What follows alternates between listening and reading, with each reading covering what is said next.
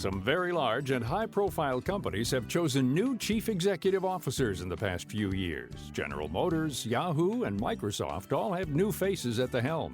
But what exactly does a CEO do? What makes one business person a good CEO and another not? We talked to two management specialists about the qualities of a good CEO and their responsibilities to the company and the public.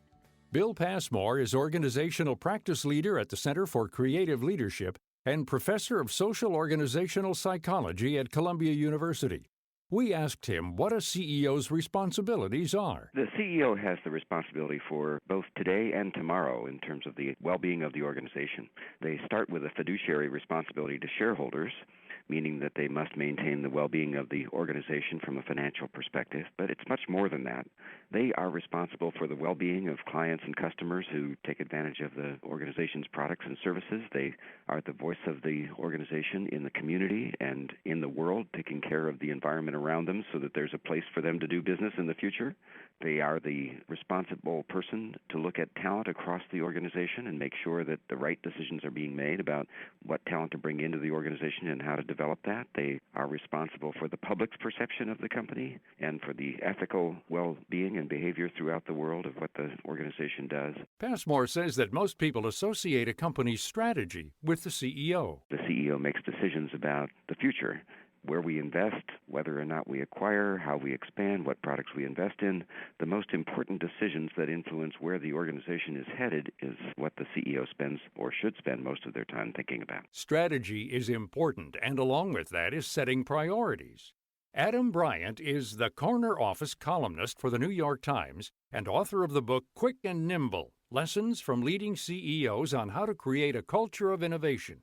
He says that a good CEO can articulate what the company's priorities are so that everyone understands. They have the ability to take a lot of complex information and distill it down to the one or two or three things that really matter. Because if you're going to galvanize an organization, you really need to be able to stand up and articulate in very simple terms, and simple is hard, but simple terms, this is where we're going and this is how we're going to get there. These are the things that we're going to use to measure our progress. And not everybody can do that, and it's really important, particularly with large organizations, because you're not doing anybody any good if you have a big company and you stand up at the beginning of the year and say, these are our 12 priorities for the year. I think there's an expression that if you have more than 3 priorities, you don't have priorities.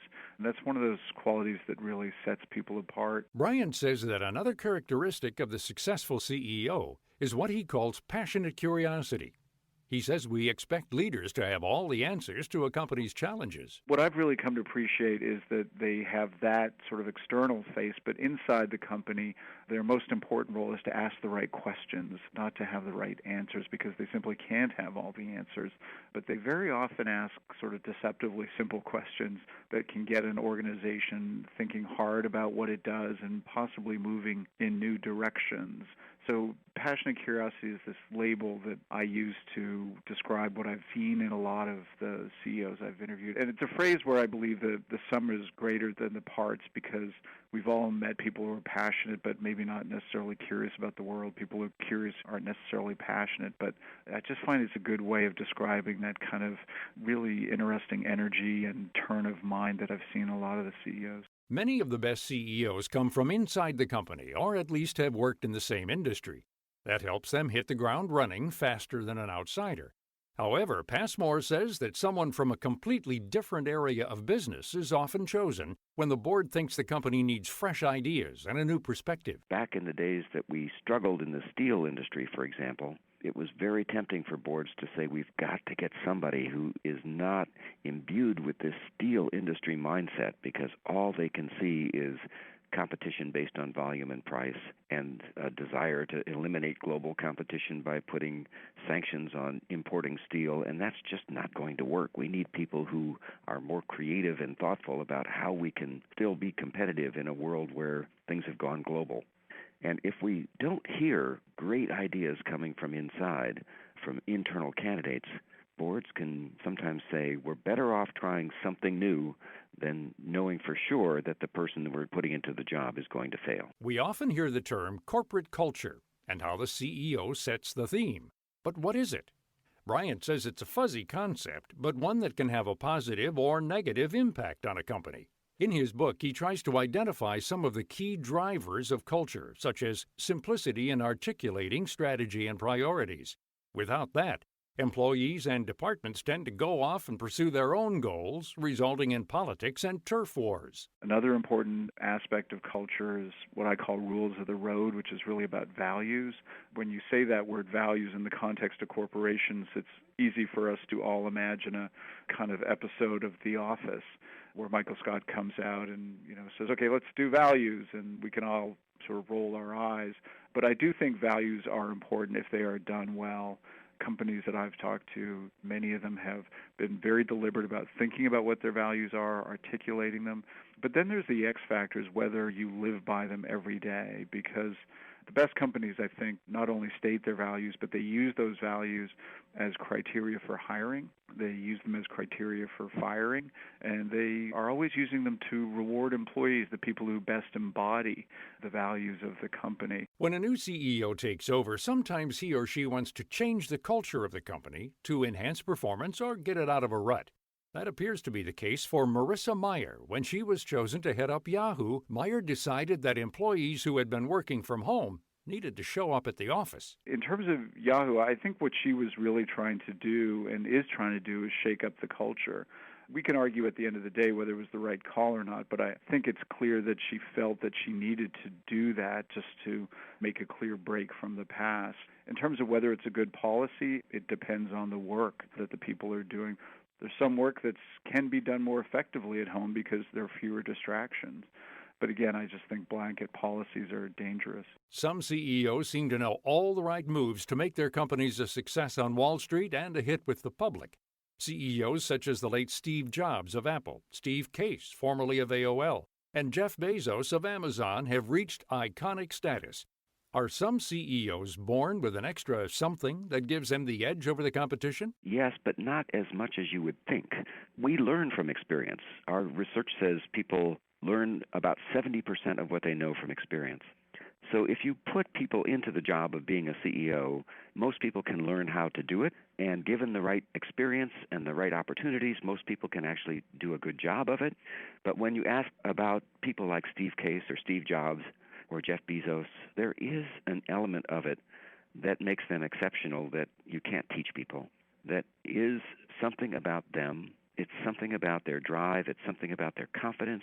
Again, it comes back to learning agility, part of which requires that we are willing to put ourselves in situations that entail risk, substantial risk in some cases, in order to learn, even if we fail, because we have such drive to get to our goal that we are going to do whatever it takes. I think there is something there. I think it's a combination. There's a balance of things they're born with and qualities they develop over time. I'd have to say the quality that I see in many of the CEOs I interview is just this kind of relentless drive. If you think of their sort of brains and energy stores as engines, they seem to have 12-cylinder engines, and they're firing, all the cylinders are firing, and they seem to have a lot of energy and stamina. And they're just sort of constantly, not just working, but thinking and asking those good, dumb questions, because I do believe a lot of innovation just grows out of the art of asking what I call good, dumb questions. It's very often those simple, almost childlike questions of why that can lead to really great insights. And I think the quality, if you go upstream and ask, well, what do all these people have in common? I think it's that just relentlessly questioning mind. They're always sifting through ideas and holding up problems and looking at them from different angles. And by doing that, they see the solutions that turn into billion-dollar businesses and more. You can learn more about what makes great CEOs tick in Adam Bryant's book, Quick and Nimble, available in stores and online. You can also visit his website at adambryantbooks.com. Find out about Bill Passmore and the Center for Creative Leadership at ccl.org. For information about all of our guests, you can log on to our site at viewpointsonline.net. I'm Gary Price. Nearly 80% of people say they're patient, but a new survey by Fifth Third Bank shows most of us are actually insanely impatient. A majority of us honk at the car in front of us as soon as the light turns green and hang up the phone after being on hold for a minute or less. We live in an impatient world, according to Fifth Third's Larry Magnuson. Patience may be a virtue, but it's no longer a reality. Today, every second counts.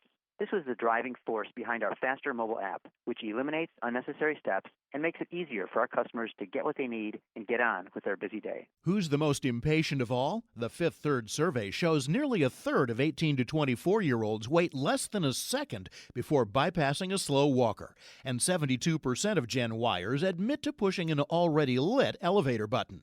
More information about Fifth Third Bank's time-saving new mobile app is available on 53.com. That's 53.com. Mobile data charges may apply. Fifth Third Bank, member FDIC. When the leading antihistamine and Nasacort go nose-to-nose, Nasacort wins, stopping more of the chemical responses that can cause your nasal allergy symptoms. And when you stop more causes, you get 24-hour relief from sneezing, an itchy runny nose, even congestion. It's prescription-strength medicine available over the counter. Nasacort Allergy 24-Hour. Stops more of what makes you miserable. Use as directed.